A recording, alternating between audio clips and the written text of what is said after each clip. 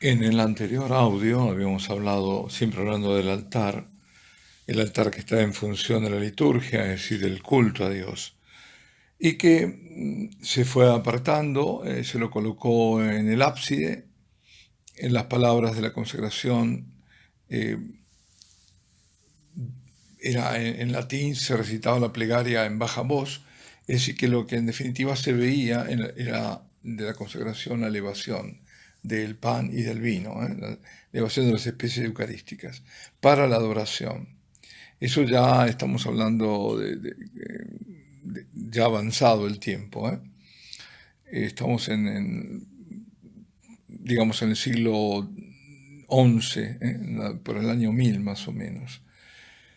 Y también se restringía la comunión, como ocurre ahora con los ortodoxos, ¿no? La comunión es una comunión muy, muy restringida, solo comulgan, en el caso de los ortodoxos, creo que alguna vez lo comenté, los sacerdotes, los niños, pero los adultos tienen que estar recién confesados en un periodo muy, muy breve, no me acuerdo bien si era un día, cómo, pero bueno, tiene que ser.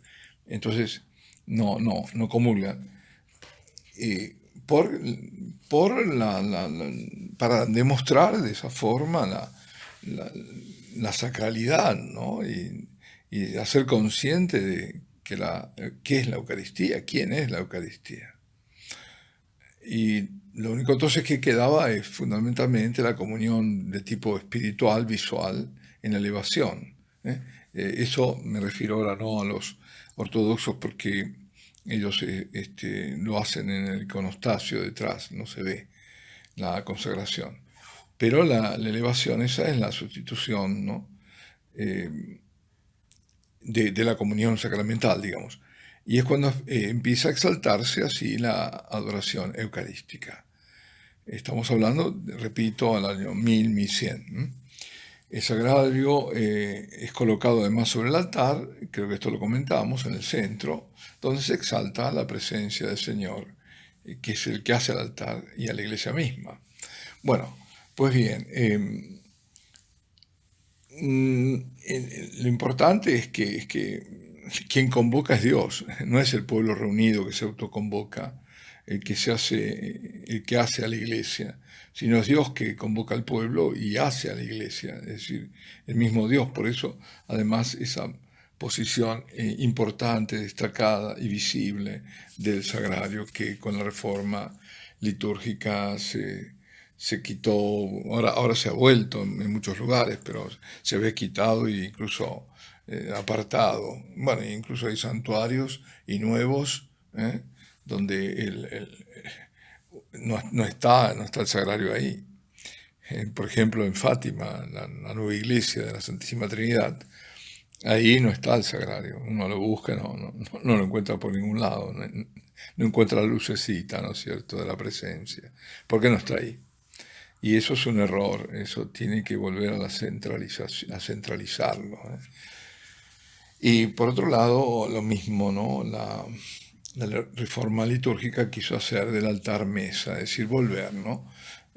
Como diciendo, bueno, al comienzo fue la mesa, entonces volvamos a cómo fue la iglesia primitiva, las misas primitivas.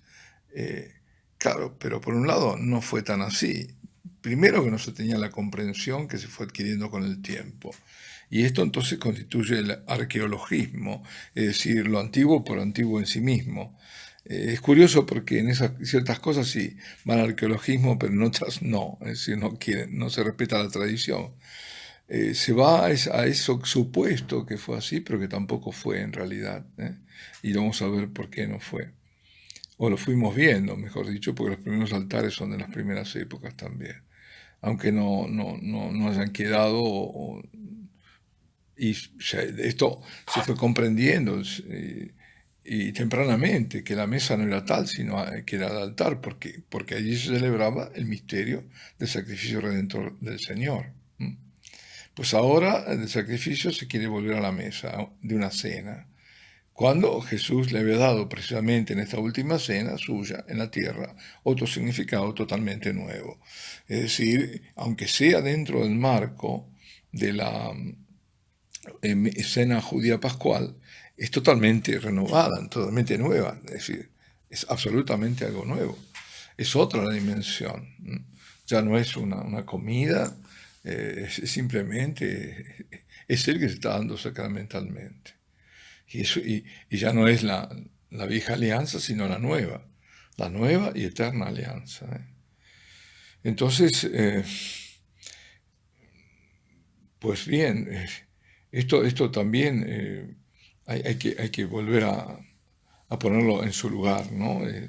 Directamente recordando cómo han sido las cosas y por qué, la razón de ellas, ¿eh?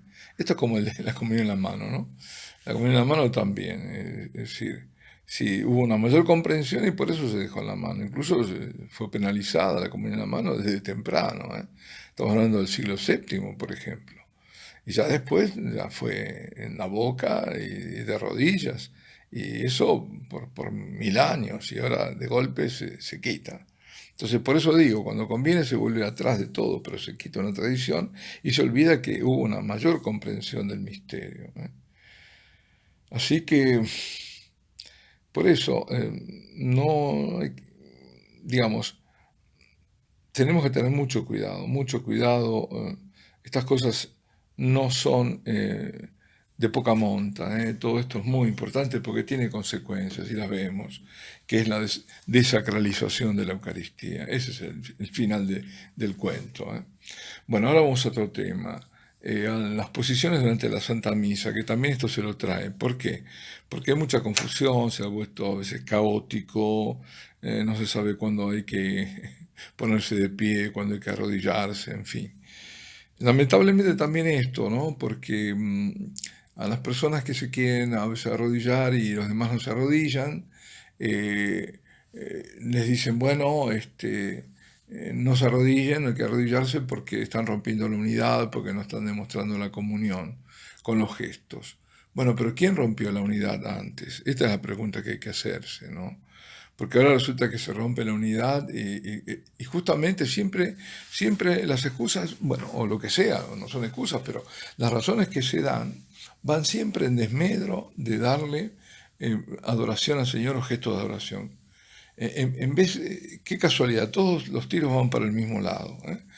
Entonces, que se quiere arrodillar, no te puedes arrodillar porque nadie se arrodilla. Entonces, vas a romper la unidad, no vas a romper la comunión. Pero si ya está rota, si antes todos se arrodillaban, se rompió la unidad en el momento que se hizo estas reformas, ¿eh? Y ahora nos encontramos con un caos. Entonces, bueno, voy a ver, para hablar de este tema ahora me voy a referir a lo que está escrito, lo que es preceptivo. Y me refiero al ordenamiento general del misal romano. En el número 43 dice que los fieles estén de pie desde el principio del canto de entrada o mientras el sacerdote se acerca al altar hasta el final de la oración colecta. Es decir, todos esos momentos de que entra hasta la oración colecta, es que es la primera oración que hace el sacerdote, de pie. Después también de pie al canto de la aleluya, que precede al Evangelio, también durante la proclamación del mismo Evangelio, también cuando se recita el credo, es decir, durante la profesión de fe y la oración de los fieles que sigue. Y también desde la invitación de orad hermanos, ¿no? Cuando el sacerdote dice orate frates y orad hermanos, orate frates, orad hermanos, bueno, para que este sacrificio mío y vuestro, etcétera, etcétera, ¿no? Esa es la oración que dice el sacerdote que precede, mejor dicho, no es la oración, es el llamado a la oración que precede la oración sobre las ofrendas. Bueno, ahí hay que estar de pie, y después vienen los momentos en los cuales hay que estar de rodillas, ¿eh? Sentados durante las lecturas, el salmo responsorial, que preceden al Evangelio. También sentados están durante la homilía y mientras se hace la preparación de los dones en el ofertorio. Y también, según la oportunidad, a lo largo del silencio que se observa después de la comunión. Hay quienes están, bueno, en ese momento arrodillados, está bien. Ahora, de rodillas tienen que estar, y aquí esto es preceptivo, durante la consagración, a no ser que lo impida la enfermedad o la estrechez del lugar o la aglomeración de muchísimos participantes, unos contratos y no se puede arrodillar. Bueno, igual hay quienes se arrodillan y ya está, ¿no? Pero bueno, digamos, está la excusa, ¿no?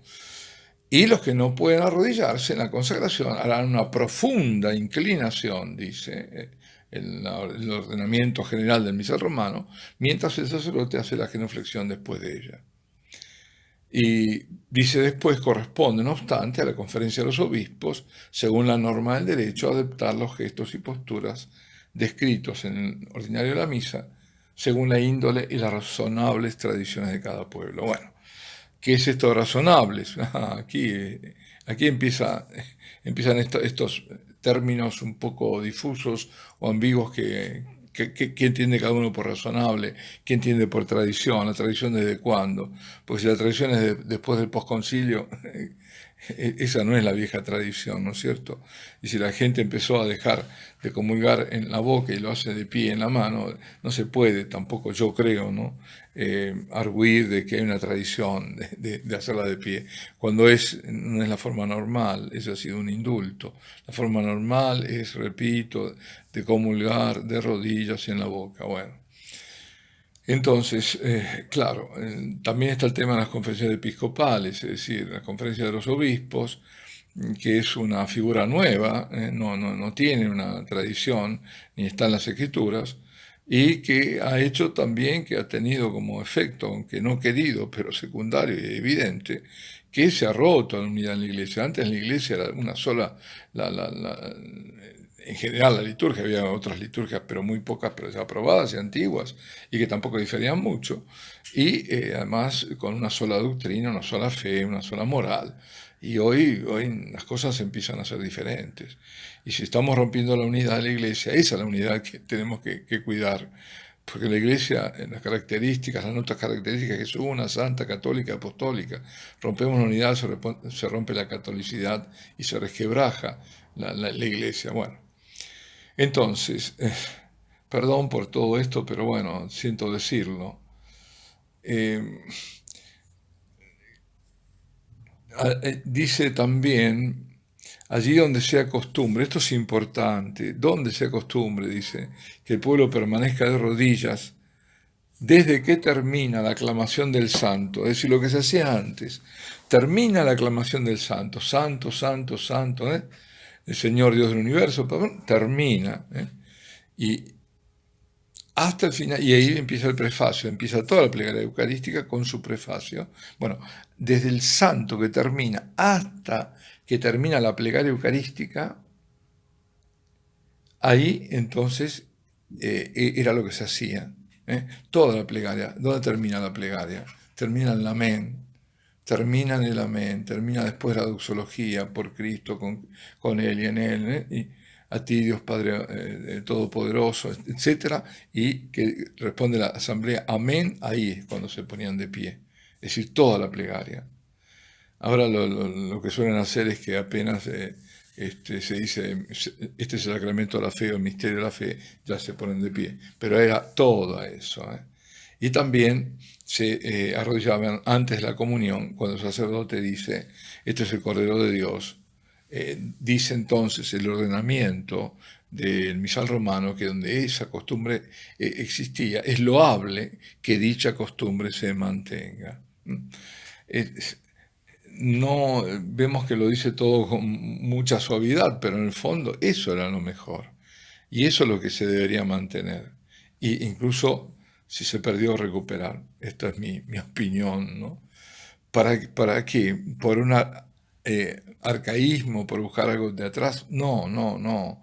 Porque esto da una mayor comprensión del misterio, refleja realmente una realidad, porque es el Señor a quien estamos adorando y se está haciendo presente en ese altar.